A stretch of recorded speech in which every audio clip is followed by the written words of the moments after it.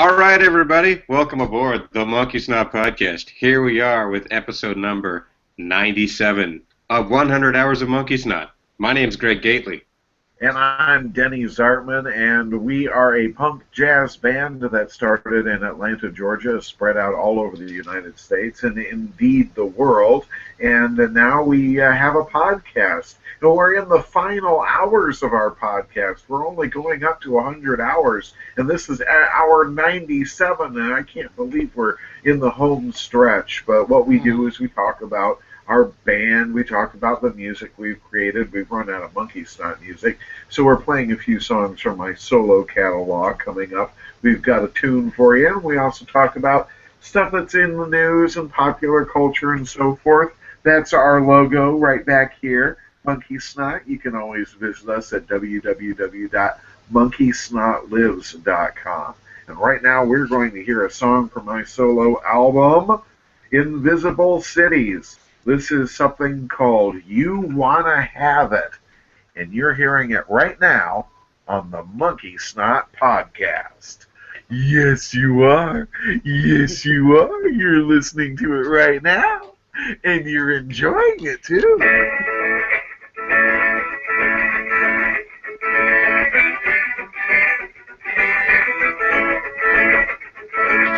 You living like a crazy, like a really sane, like you need it and you know it, and you ain't the same. If you gotta have it, then you won't be denied. You can't find a way out from inside, yeah.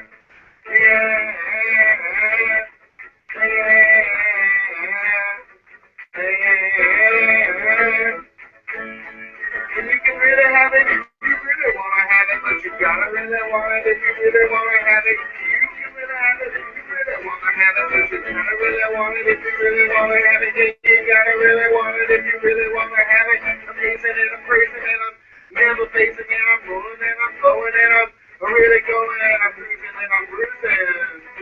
I am snoozing and losing, and you can really have it if you really wanna have it, but you gotta really want it if you really wanna have it. You can really have it if you really wanna have it, but you gotta really want it if you really wanna have it. You gotta really want it if you really wanna have it. I gotta remember to get myself involved if I want it, and I really gotta have it. If I'm never gonna get this shit resolved, if I want it, then I really gotta have it. I'm fighting and I'm lighting and I'm tripping and I'm tripping and I'm over tipping. I'm flying in my ass.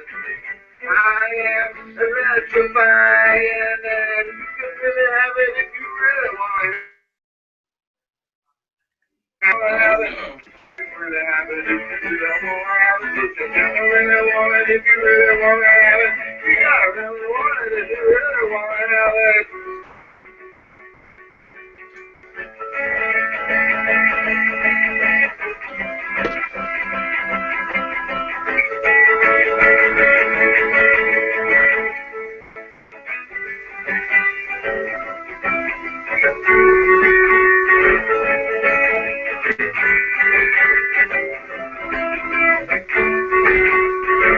Oh, baby, you have got to know that I am the one that does you so well. Honey, baby, darling, if you would, you would only be the one. But I would feel a fool shooting a bitch, cause I am by myself and I am looking for a lover. Oh, let me tell me that when I am a individuals walk individuals on invisible threads. We will recognize our eyes tell lies and hypnotize and say,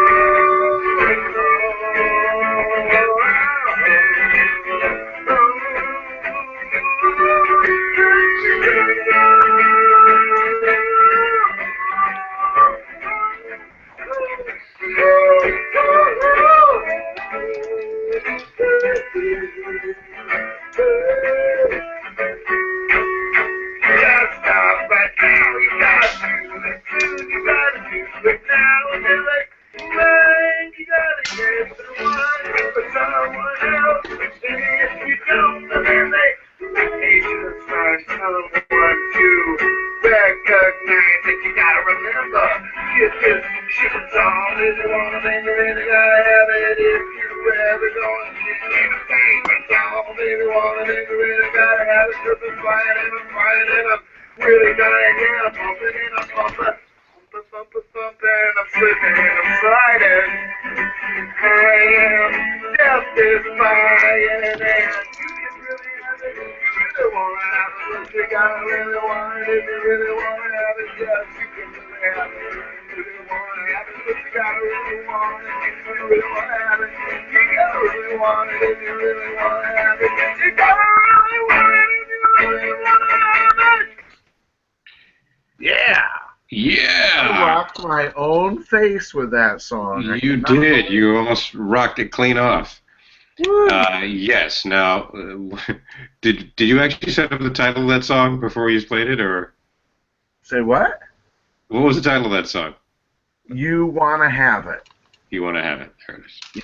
Yes, that's You Want to Have It from Denny Zartman's solo album. Now, I've asked this before. I will ask it now. Is this song in any way autobiographical? Parts of it are, yes. There are definitely parts of the song that have meaning and other parts that kind of lose their coolness. Oh, there's disaster going on. Are you having a earthquake? Oh, yes, one of those stereotypical California shakers. That's good. Mother Nature makes your smoothies for you. Yes, exactly. Hold on just for 1 second. Well, I can keep on talking if you want me to. All right. Please continue. We're just being joined by a guest in studio, and I had to accommodate Awesome. her headphones. Let me get her a chair as Hopefully well. Jesse will be joining us soon. We should have mentioned that. We usually have our co-host Jesse Morton here, and he's running a little late, but we sure do hope that he will be support because we've got a lot of cool stuff to talk about on this episode. Greg has a great suggestion, and we have stuff in the entertainment news world. But basically, that song was a very early songwriting exercise by myself, and I just wanted something that was rocking and complex too. It just kind of came out that way, but that's it was probably the early days of rap, early '90s when this was written. Really trying to have something that was lyrically complex and moving forward in a rock and roll way, and I really like the choruses and the bridges in that one. I hadn't heard it in a couple of years, so it was always fun to revisit songs like that, and that was a fun one to listen to again, and I think I accomplished my goals. Of course, most of these songs would sound better if I had a full band behind it, but for just me and a guitar, I think I achieved enough rocking force in order to rock the world in a capable way of rock and roll. Well, I don't know if you needed a full band. I mean, because that sounds like one of those songs that where you can certainly get away with a minimalist sound. I mean, maybe a bass, but it wouldn't have needed much more than that. If that, it certainly had a lot of energy. Certainly, like you said, had a nice. I mean, it was rocking, but it was easygoing at the same time. Yeah. Which really kind of encapsulates your personality. Well, hey, thank you very much. Thank you very much. And let us introduce our guest here. Is she joining us or just watching the show? I believe she's watching for now. She may chime in if she has anything to add. But for those of you who might be listening on the audio portion, we're joined in studio by my wife, Deborah Gear. Hi. Say hello to the folks at home. Hey, Denny. How are you? Doing good. How are you? Just peachy. Awesome. I'm glad you could be here. We've got lots of cool stuff to talk about. I I wanted to mention before we started, this is something I forgot to mention prior to the show broadcast. We actually do prepare before the show, believe it or not.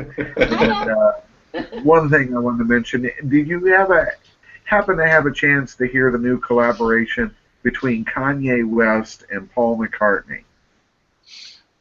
I did not. No, I haven't either. I've heard about it, but I haven't heard it. I've heard of it. Yeah. And I heard there was a lot of controversy. Whether I don't know whether it was manufactured, but apparently there were some people who were didn't know who Sir Paul was. Yeah. I think that was humor on a lot of people's parts, but it definitely could be true. I mean, kids today, you never know what they don't know about popular culture. Kids today. Incredible. Yeah.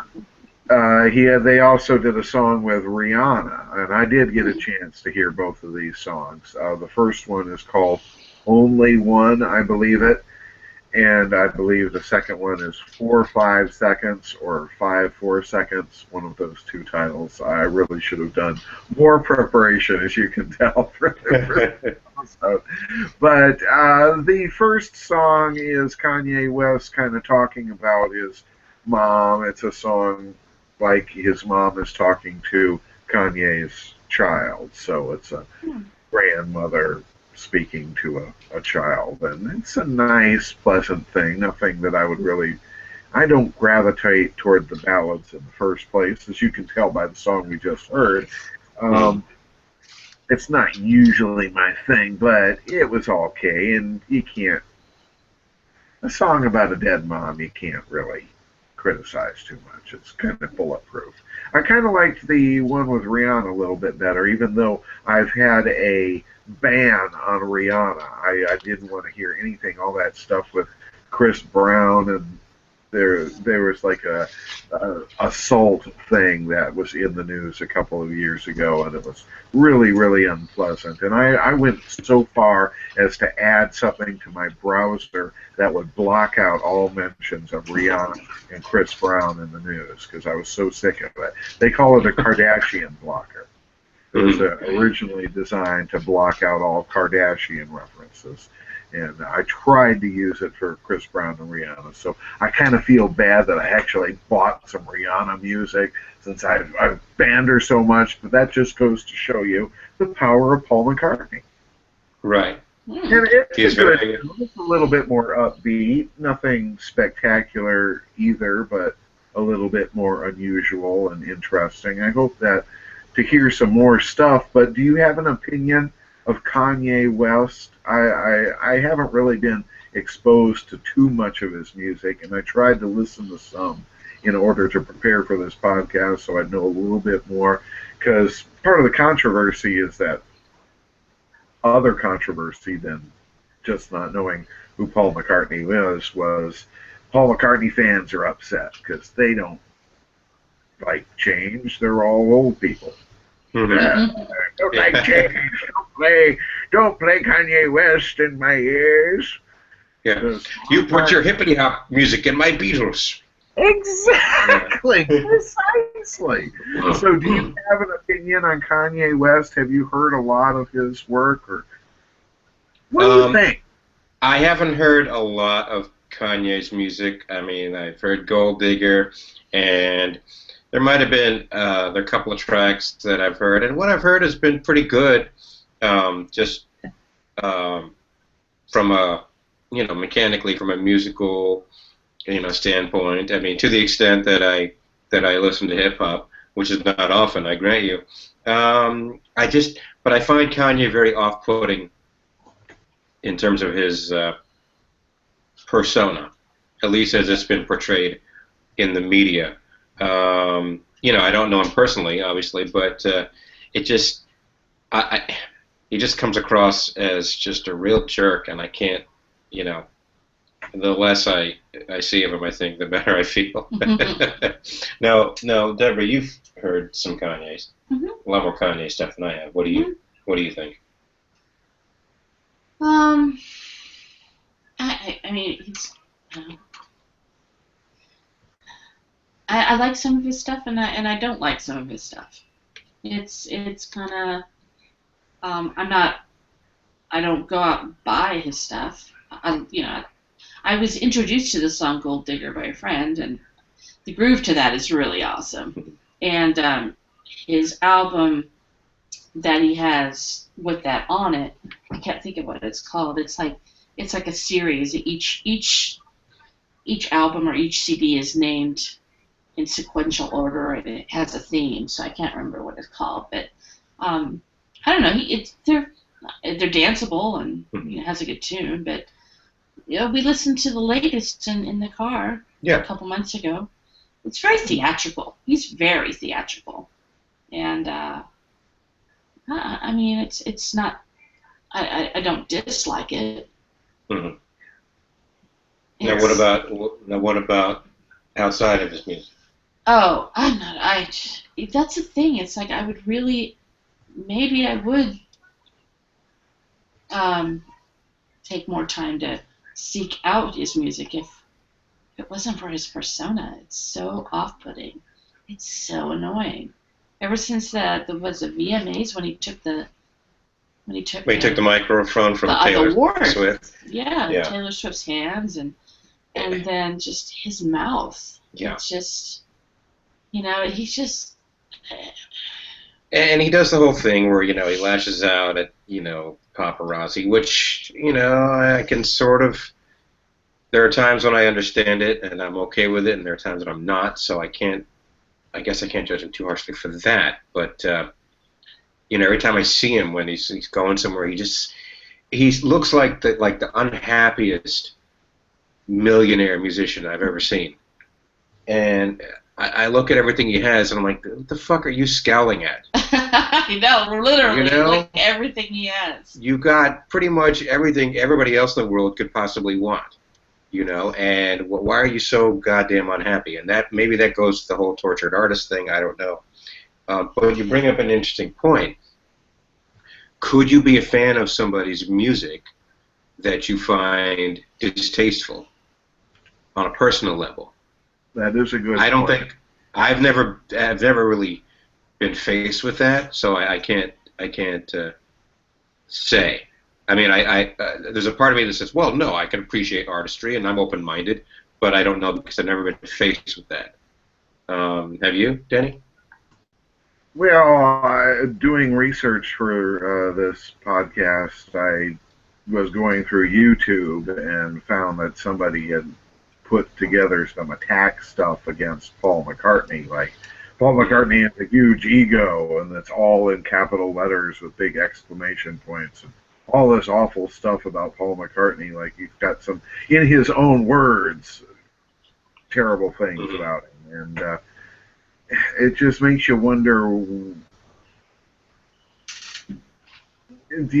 some artists do get a pass. You enjoy their work so much, you're not really concerned with how they are as people and how they may appear to some people at some times and others at other times. It's hard for me to separate the art and the artist. It's kind of like we were talking about Bill Cosby recently. Mm-hmm. You still enjoy his comedy, knowing what we know about him now, if indeed that stuff is true. And you could go down the list. There are probably bad celebrities that we don't even know about and have continued to enjoy their work. It's a difficult thing to say, and I think hopefully that we can put aside the personality and beliefs of the artist and enjoy their artistry. I would think if somebody was in fine art and could draw a really good portrait of somebody, that you could appreciate that portrait aesthetically without having to endorse that person's beliefs and prejudices. I mean, look at here's a good example. Ted Nugent. I am not going to go to a Ted Nugent concert anytime soon. And it's not because I don't. I mean, God, he's God, he had some great songs back in the day, Well, and now it's like I hear his song on the radio. I used to really love what's that song? Slaves Stranglehold. Stranglehold. That's a great song. You know, But man, I hear it on the radio now. I turn it because I just I can't get past what the nutbag that's behind it. see, I don't know. I wouldn't call myself a Ted Nugent fan, but I like Stranglehold, and it's to me it almost seems like they're two different people. There's the guy that wrote that song, and then there's the nut job that I hear about on TV, and I can't reconcile the two in my head. But I think it'd be a lot different if, like, let's say you met one of your heroes, like Denny. Let me ask you this: if let's say you got a chance to meet Paul McCartney, Right. and you're psyched because you get to meet Paul McCartney, and you go and you meet him, and he's a total dick to you directly. Like, Yeah. you're like, "Hi, I'm Denny," and he's like, "Do us a favor, Denny, fuck right off." Would you still, like, and I mean, and I'm saying, like, you look forward to this, man. You circled your calendar. You're like, "I'm gonna be Paul McCartney." You were listening to like Paul McCartney CDs in the car on the way over there, Oh, I understand what you're saying, yeah. and he just would be shits all over you. I would rather So- not meet a celebrity if they were going to be rude than meet them and have a spoiled experience. That's So, my personal opinion. could you be a fan? I mean, could you still listen to the music? Maybe not that same day, but like, how bad would that ruin it for you? Probably get me. I would probably would influence all the music that I would hear. I would hope that I could put myself away. And we're joined by another fellow Monkeysnot member. It's Jesse Morton. Welcome to the show. Good evening, folks. Hey! Hello, I'm sorry I'm tardy. That's all right. Yeah, I had some pet problems, but all is well, all is well. And we have a viewer. Let's all say hello to our viewer. Hello, viewer. Hello, viewer. Hello. Stay, keep watching. Hi, viewer. We were just talking about separating the art from the artist, but Greg had a great topic to throw out, and Well, before- I want to get right to it. Do you want to Can I- talk about separating the art from the artist? Well, yeah. I just want to say I like to think that I could enjoy the artist, even though I knew he was a real dick. But I think I proved to myself opposite by basically I don't really enjoy watching Mel Gibson movies anymore. And he's for me a huge example of someone who I thought was a damn good actor, pretty decent guy, but I ended up being really wrong, and it just kind of taints a lot of his movies for me now. You know? So that would probably be a good example. I mean, I know that Prince is kind of a prick, but I like Prince music. Then again, I knew he was a jerk from a long time ago. So I would be going into it knowing he would probably be a jerk to me and expecting it and probably wanting that, because if he ended up being really nice, I would be kind of, what? This isn't a guy I know, I've heard about, But Yeah. You're letting me down. It's like not being insulted by Don Rickles. exactly, Right. exactly. Don just What like, the you look good. But I don't know, Jesse, if you heard the question that I asked Denny. Would you, like, let's say it was one of your heroes and you didn't know what he was like as a person, he or she was like as a person, and that person was a total dick to you directly. Right. I think How difficult would it be to go back and listen to the CD or whatever? It would be difficult, but I think with time I would get over it. Just as I'm sure that guy forgot me instantly, I would immediately forget. Or I would soon forget. How much of a jerk he was, and realize maybe I would start getting his albums bootleg from now on. That'll be my comeback. But otherwise, just don't give him my money anymore. But still listen to his music. I mean, there are a lot of artists like that I really enjoy that quite possibly could be kind of jerks to fans. Prince, Neil Young, a lot of these guys that I really like that. And even though I haven't necessarily heard that Neil Young's a jerk or whatever, I've heard that he's probably not very personable.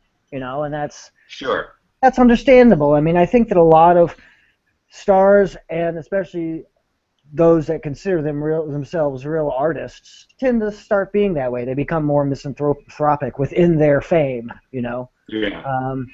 They have to create a bubble around themselves. So maybe one of the first things they lose is that ability to be personable to another person who, may not be, as cool as they are, or whatever. Right. I don't know. So I think I might eventually get over that, but for sure it would probably taint it for a good year or so, at least. I would burn everything. Yeah.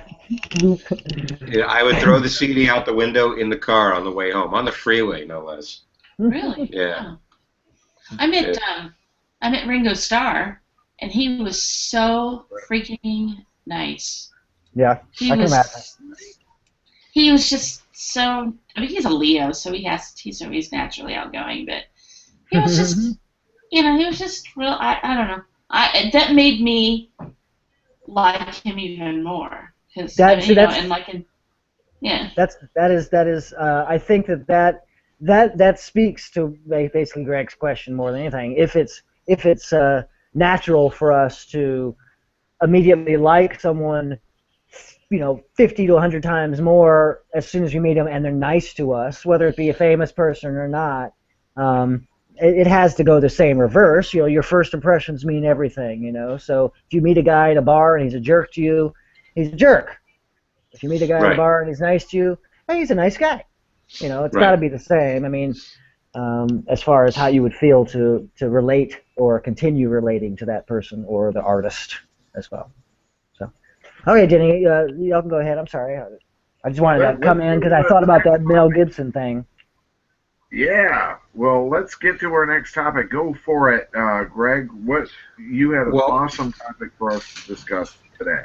Yeah, and what we were just talking about, I think, is a good bridge to that, because we're talking about people we're fans of, and how do we reconcile the fact that they're not perfect people or saints or what have you. And that's the most extreme example. But we know even when they're not rude to us, or they haven't wronged us in any way, we still know that a lot of as we get older, especially when we get more mature, we know that our heroes and people we follow in certain artistic disciplines are not perfect, and they are human, and and so that brings me to this question, which is knowing things that you like, knowing things that you love, things that you follow, things you're a fan of. It's easy to say, I like this, or I like that. But I was thinking about things that I don't like within things that I like. And so the question is, what do you hate about what you love? What's something that you hate about something that you otherwise love? And I'll give you an example. And Danny, you should appreciate this, and Deborah, so should you. And I'm not sure, Jesse, if you did theater, but we're theater people, and we love theater. We love theater. There's a lot to love about theater if you're into it. There's the camaraderie, there's the performing, there's the costumes and pretending to be somebody else and all these good things. But there are things about theater, I love it as much as I do, that I absolutely hate. And I will give you my top one. My topper is this. It's when you're watching a musical, and there's a musical number. There's a song, right? There's a big company song.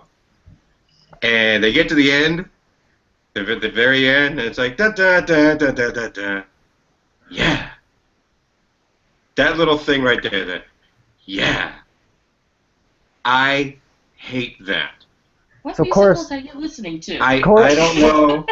A chorus line does that a couple times. I don't know if it's chorus line. I feel like I've seen it repeatedly in different musicals, and I feel like it's kind of an optional thing. It's not. I'm pretty sure it's not written in the music sheet or in the script. It's just they just decided to like the director told them, when you finish the song, turn to the audience and be like, yeah. I gotta show you my face. Like it's this. Yeah. Yeah. They do the. the crazy eyes on top of okay. it. You know. The expectant. Hey, don't you dig that? That was great. Hey, applause. I hate that. That bugs me. It's irrational. It shouldn't. It doesn't. It's nothing. But it just What makes do the you hair on my neck. propose to put in its place? Nothing. Nothing? You just fade Just out. finish.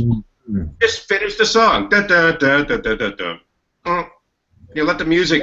Hey, look at you! You just did. Oh, But I know. No, I'm not saying the actor should do it. I'm saying that's the music.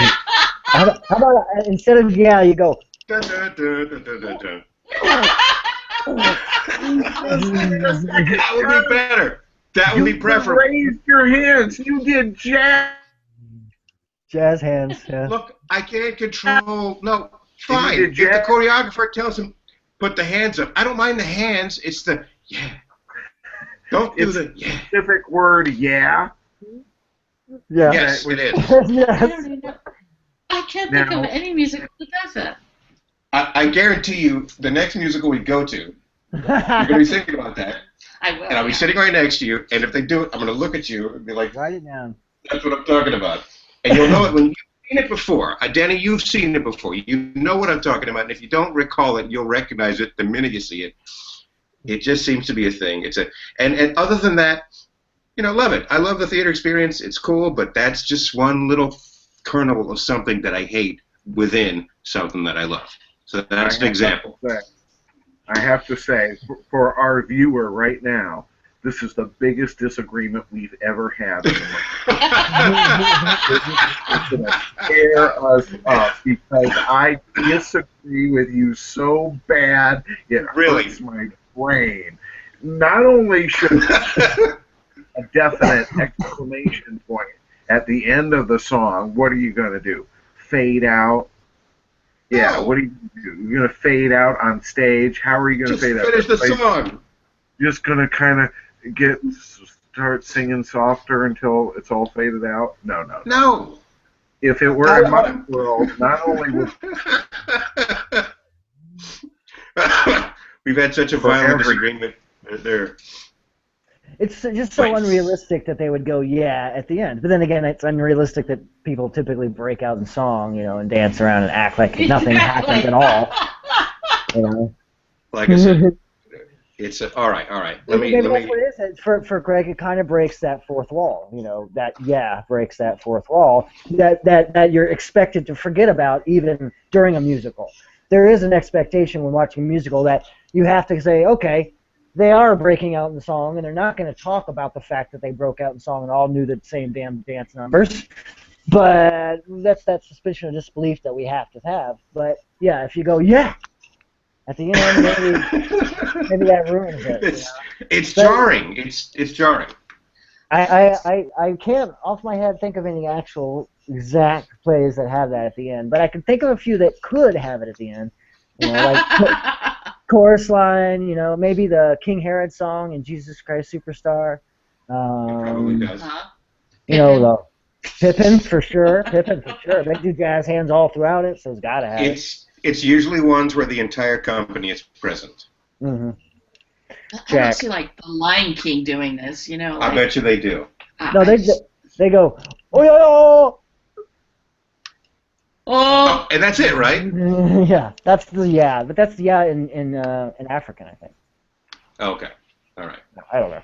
yeah. Well, I can tell you something that I love inside something I hate. I love doing this podcast. It is great, but I cannot stand the technology. There's every so often it threatens to freeze up, and sometimes it does freeze up, and you just sit there and you go, come on, dude, come on, go.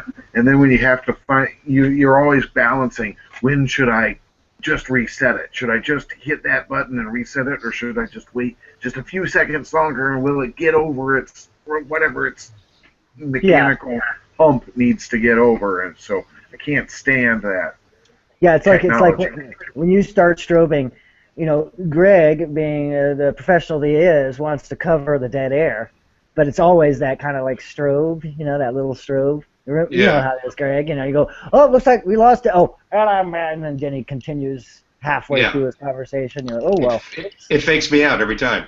But yeah, that little bit of dead air where you and I are sitting there just staring at a frozen Uh, Denny for a second or two. Should we- It feels like forever. And it's like it takes a second. It's like, oh, he's listening very intently. Oh wait, he's not blinking. He hasn't moved in 20 minutes. Shit. All right, we got a vamp here.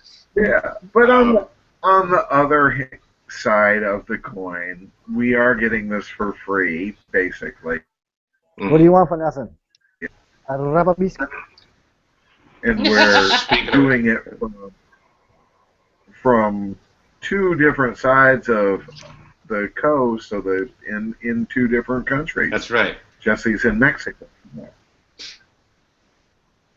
So, All right.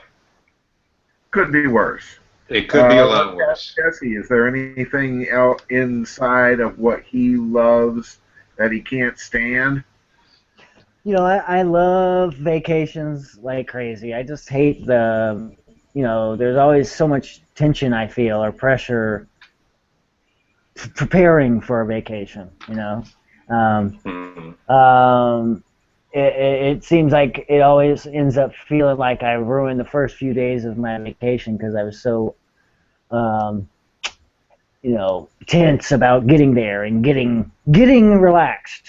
I was tense about getting relaxed, but I can't relax immediately once I get to that place, So that would probably be it for me, I think in the long run. I also, no, I'll skip that one. I'll think about that when I come back. Okay. All right. What about you, Denny? Well, I just comic book nerds are sometimes a little annoying. I'm not really looking forward to an entire year of anticipation for Star Wars because every little thing is going to get leaked, and I just can't imagine that the entire movie isn't somehow out there before it actually opens. So I think it's going to take an effort of giant proportions to keep away from spoilers, and it's going to be... Nerds are sometimes just too into the spoilers. I wish that we had more of a culture of people who wanted to just sit back and let it happen and be surprised when they're in the theater. Yeah. Right. Well, let me ask you, Denny. So hold on. Let me ask you we lost this. our viewer. God damn it. No. Fuck you, viewer! You'll never come back. I hate that. I love this podcast, but I hate the viewer. I should have just told him I'm not wearing any pants. All right. Denny, let me ask you this. All right. So you're a big Star Trek fan. Yes. What do you hate about Star Trek? It's basically the fans. It's hard. Every discussion with the fans nowadays turns into a hate fest about the J.J. Abrams movies. Okay. They're extremely divisive among the hardcore Star Trek community. It's like you can't say anything without it devolving into an argument about J.J. Abrams films. And I know we've talked about this plenty of times, and I'll only mention it briefly, but to me, the Abrams films are Star Trek themed theme park rides. It's like if you went to Disneyland and there was a Star Trek ride. This is kind of what it would be. It's not the best of Star Trek. It doesn't represent the real ideals of Gene Roddenberry and the whole universe that he tried to create. But it's better than nothing. And the whole franchise was pretty much dead after Star Trek Nemesis. So I'm, in a way, glad it's alive in any form. And a lot of people who are critical of those two movies are really critical of Into Darkness. And they seem to think that the plot of the first movie was good, because it really wasn't. They're both ridiculous plots, but they've got good action and they've got good casting. So I try to look at more of the positives of what's out there. I'd rather have the series be alive with a good cast and some exciting action and a popular than it to be dead and with integrity that it doesn't really have. Because, like I said, Star Trek Nemesis, you go back to the original series, you've got Spock's brain, you've got Star Trek 5. I love Star Trek 5, but Oh no. No. Is Star Trek 5 the one with the whales? I have a stroke. Yes, Yeah. You're okay. Just hung up there. Come back. Hold on a second. You're Hold back. on a You're second. back. Jesse, to answer your question, no. Star Trek 5 is not the one with the whales. Star Trek 5 was the really... no, that was 4. Star Trek 5 was the really awful one. Which one was that? The one where they went- That's right. They went and they found God or something, yeah. Oh. And No, I missed that one. uh, yeah. I think I agree with your assessment, Denny, that it is kind of strange that people would be so down on it, because though they are different from perhaps the originals in a way, and that's of course natural because we're in a different time now. But also it is of course, no matter what, bringing attention to a series that a lot of people forgot about. A lot of people still don't talk about. You know, you go to DragonCon. You know, Star Trek fans are the nerdiest of the nerds typically. So they don't. It's not like they're attracting a lot of new members based on, hey, we're the coolest Star Trek nerds in the world. But you look at this movie, you say, okay, it's cool. I kind of enjoy Dunk or whatever his name is as Spock. So we need to check him out. Cumberbatch. We'll check him out. We'll check his predecessor. The guy who's now a Transformer, right? Yeah. So, Leonard Nimoy, yeah.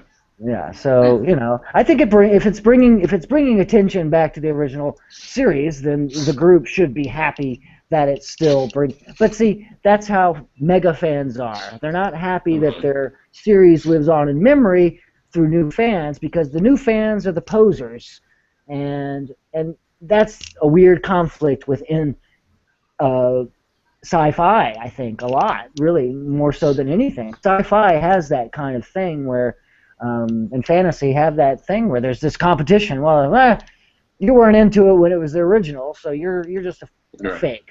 You're just a fake. So. And people they overthink it, and they don't allow themselves to enjoy it past a certain point, and that's unfortunate.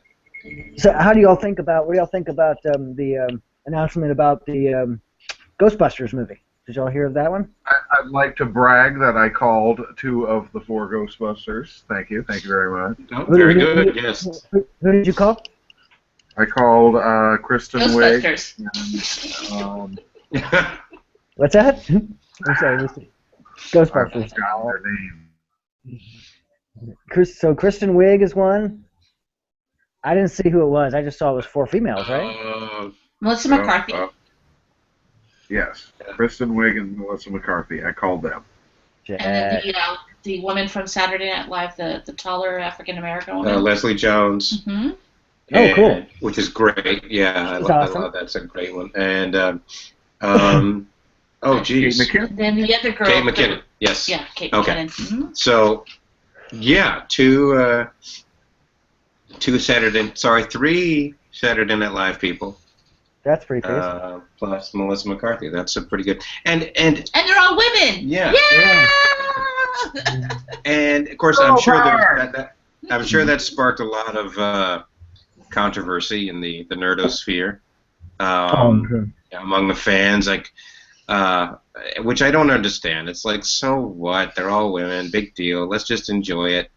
It's not the original. Don't expect it to be the original. Just and people are like, oh, what are they running out of ideas? Why do they have to reboot it? Well, why not? I don't know. Exactly. You know, women aren't smart. Women aren't funnier than men. You know. No, Yeah, no. Yeah. yeah. Or smart, yeah. Are smart or funny. They're all oatmeal north of the eyebrows. That's right. Small brains. But this brings up. I think this is a good idea. I know we've talked about this before, but I think the reboot is a good idea. You don't need to keep. Somebody pointed out that your first movie is supposedly the most important event in those characters' lives. And when you've had something as world-shaking as the climax of the first Ghostbusters movie, you kind of have to work at topping that. And it's not fresh. You can't really go back into that universe without explaining what happened in the two previous movies and what's been going on in the 20 years between those movies. And it's an unnecessary background that doesn't do anything to improve the experience of watching the original. If you wanted to watch the original Ghostbusters, you can still do it, and it's not going to be tainted or improved by Ghostbusters 3 being set in the same universe. My opinion.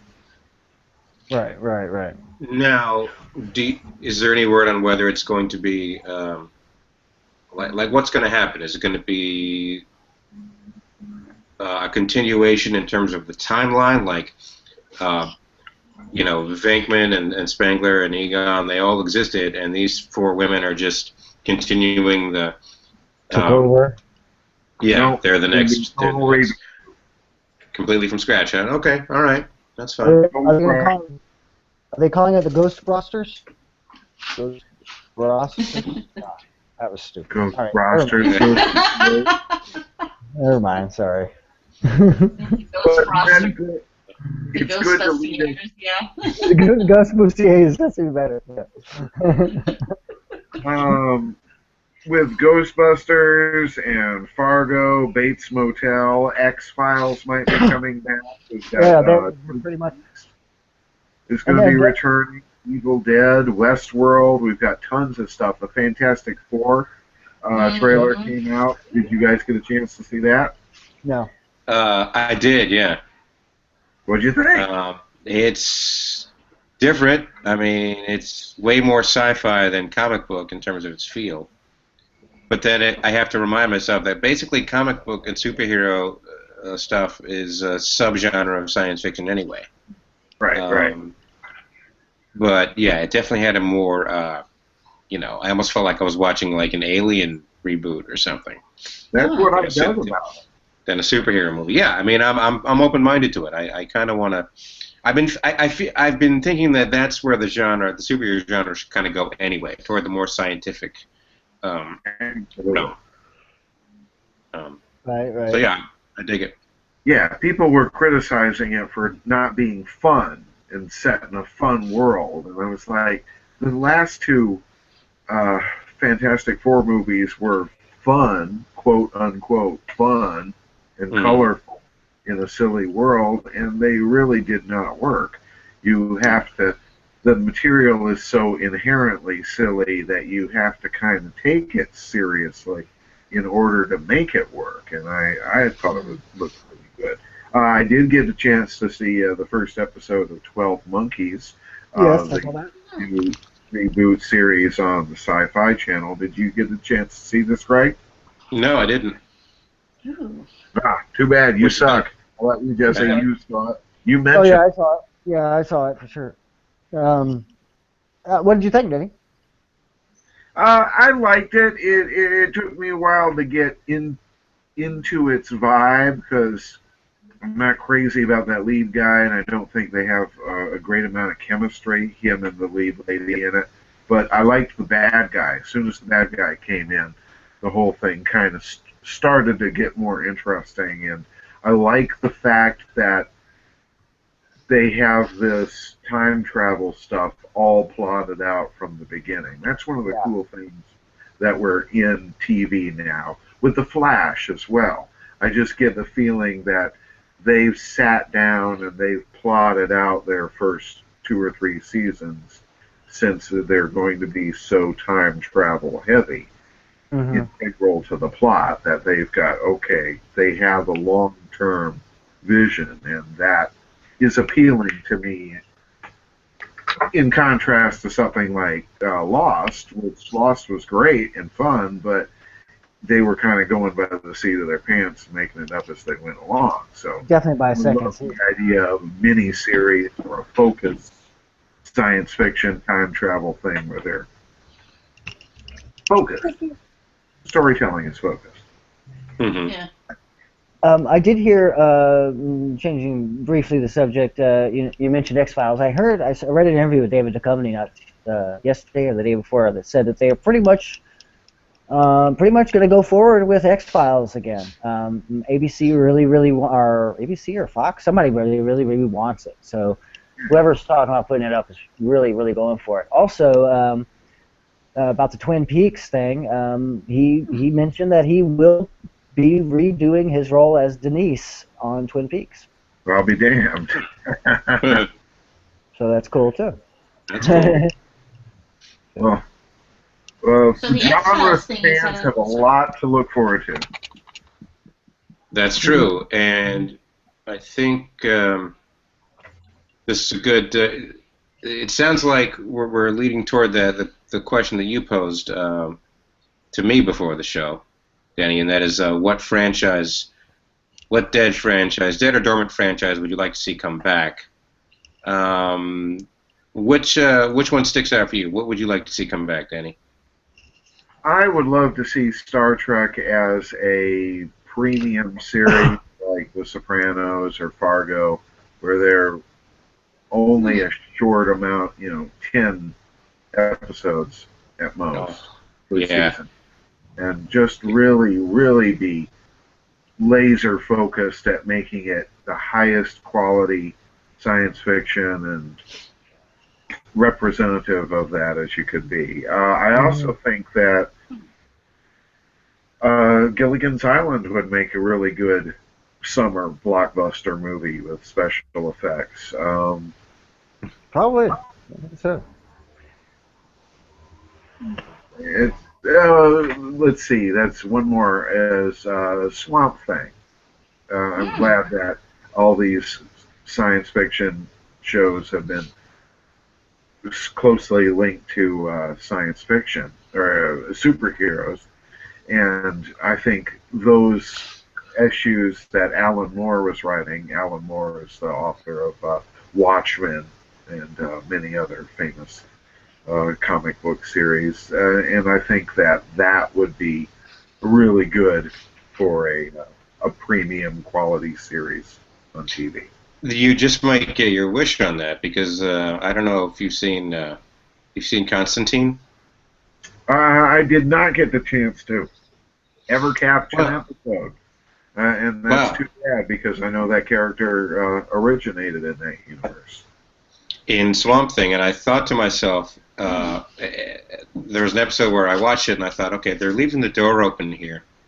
They're kind of leaving the door open for Zatanna, for one thing, but also for Swamp Thing. I just thought it's a matter of time before we encounter Swamp Thing in this series, if it continues and doesn't get canceled.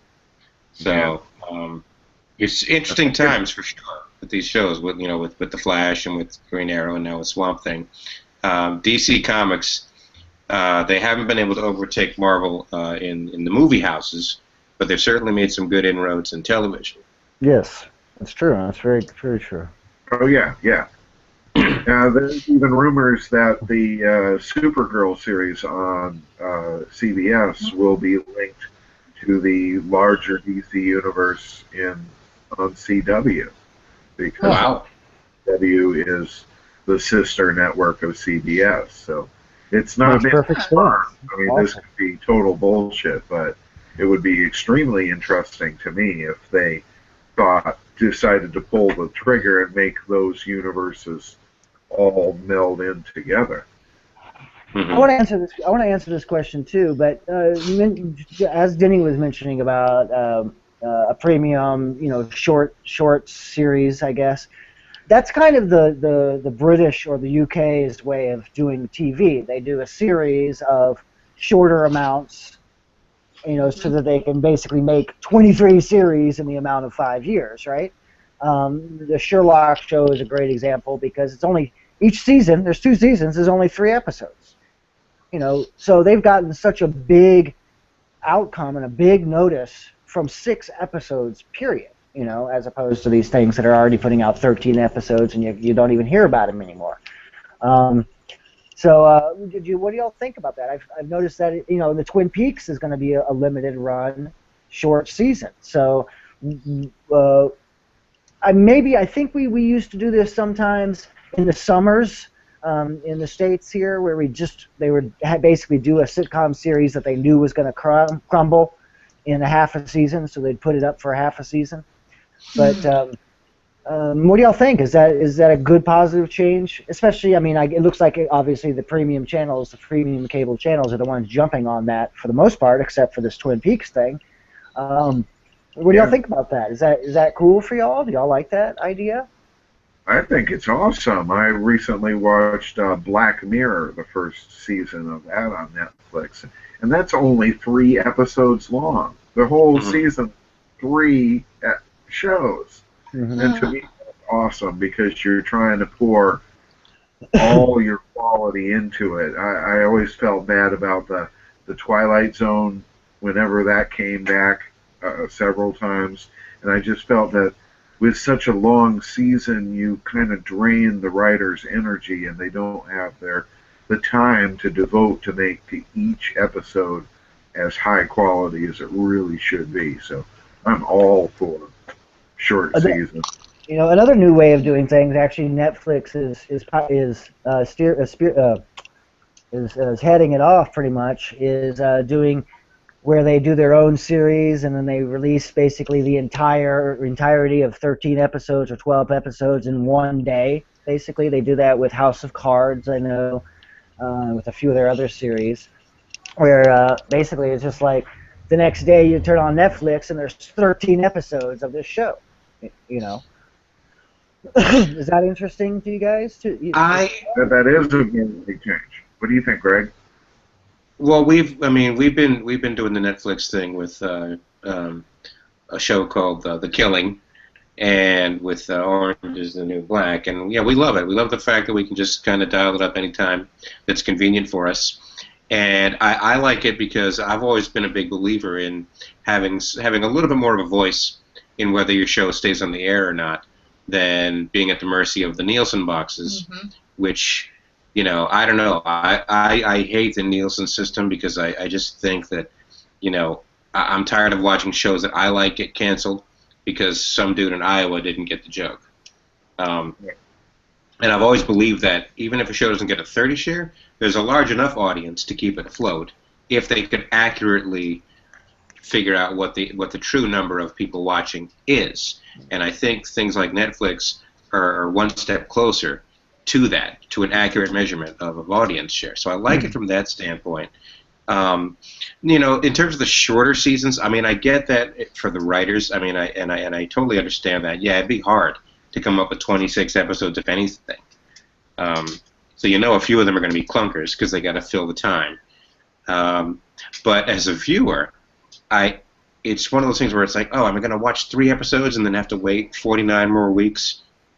Will I even forget what happened when the next season rolls around? And so I don't know. There's a happy medium somewhere. I think 10's just about right. 10 to 13 is okay. But that's an entire season. 13 is basically a seaan.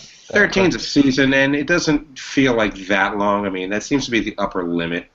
But like 6, I 6 weeks and it's over already? What? I know, we were watching Sherlock and that's what happened. It was like, yeah, you can watch the entire season in a half a day, Yeah. And now the episodes are 2 hours long, so it actually is 6. Yeah, and that's kind of how the Brits do it anyway. But I don't know how how the British viewers do it. Like, wait a minute, you were willing to wait? Like, I would have completely lost interest if I had to wait like 9 months.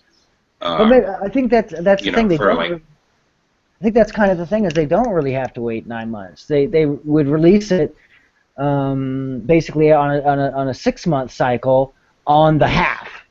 Like like the winter season starts here, and they would start it halfway through the winter season, kind of to fluff up the end of that season that's coming to a close of all the regular shows, and then it goes off, and then the new summer shows start.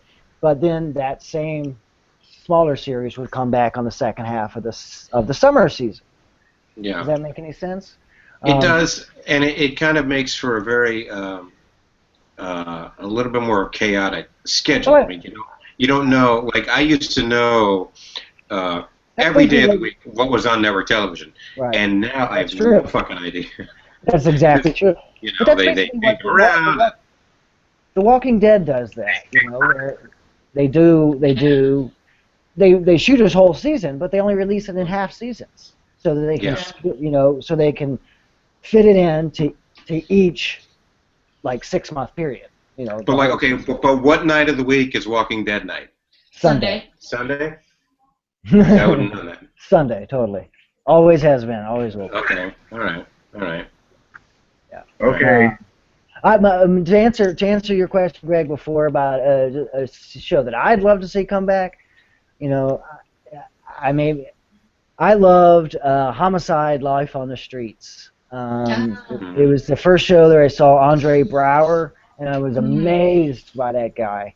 To me, is just a really kick-ass actor. He's on that comedy show now with what's his face, and he just plays y'all who have seen it. He just plays the kind of straight guy, kind of always no emotion. But in Homicide: Life on the Streets, he was such a complex character, and all of them were. It didn't catch on because, of course, it had some weird camera things and tricks that Barry Levinson and his group were doing. But also, there's no T.J. Miller now to compete with, so I think it would do well now. I think it would do kick-ass right now if it was big, because people are now back into cop shows, as opposed to, or like real cop shows with, like the following, or the following these scary bloody things, rather than fluffy cop shows like T.J. Miller and Miami Vice or something like that. So I think Homicide: Life on the Streets would kick ass. I also think it should be made into a big full-length professional movie too. But the book, if I read the book, and basically they took the first 2 or 3 seasons directly from the book. Wow. Which was pretty cool. They had so much. It was the book. It was the hardcover I had was a good 5 inches thick. It was a big ass book. So and it was the same guy who had who basically wrote The Wire. Oh yeah. Nice. So, yeah, he worked with Levinson on that as well. So and then, of course, if you recall, that was set in Baltimore as well. So I think that he's such a hot writer, David Simon. Now he could totally just get that show rebooted if they wanted to. So that would be my thing, pretty much. And Sanford and Son. No, not. Yeah, that'd be cool. The Gong Show. Can I throw one in? How about what's happening now? All right, sorry. Can I throw one in? Please. Buffy, the Vampire Slayer. Mm-hmm. Well, it would definitely get a huge fan base behind it, like support for that, for sure. Yeah. Well, I would love to see Firefly come back. Yeah. In fact, piggybacking on what Deb said, you know what? If I had all the money in the world, I would give $1 billion to Joss Whedon and say, make whatever you want. Bring back Firefly. Bring back Buffy. I'm gonna buy you a studio and buy you your own channel, and you just make cool stuff, stuff that you think is cool, and we'll just sit back and watch it. And don't worry, the sponsors they'll come. It's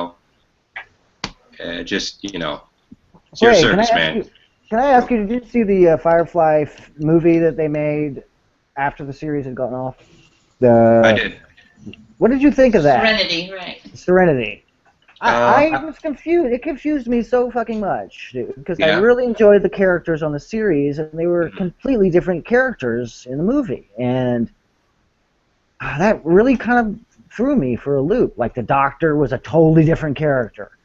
There, of course, I don't think there was a book, or there was a different kind of thing. They just seemed different to me. So kind of angry, I guess. Everybody seemed angrier than the crew of the Firefly that I knew from the series. Well, without the constraints of network television, I think Joss was able to take it. They don't have to be to the, assholes. They were all no, assholes. but you know, it's kind of one of those things. I don't know. I didn't really notice that. I didn't really sense that. Oh, God, really? I made I just myself. thought. I watched the entire. Somebody loaned me. My friend in the States when I was there loaned me the DVD of the entire series, and then I watched the movie and a few other small things online directly in a row. You know, I did like a weekend rush. You know. Yeah. And so maybe it was more fresh that there were some characters that I really enjoyed from this series that to me were almost completely different once the movie came out. And I felt less invested in caring what happened to the crew in the movie. And maybe that was just me, but I don't know. But I do think that it would be a cool reboot on a premium cable channel. I think it would kick ass. I think it would be great.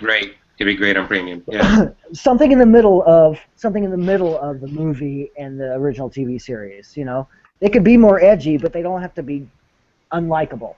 Is the way I felt.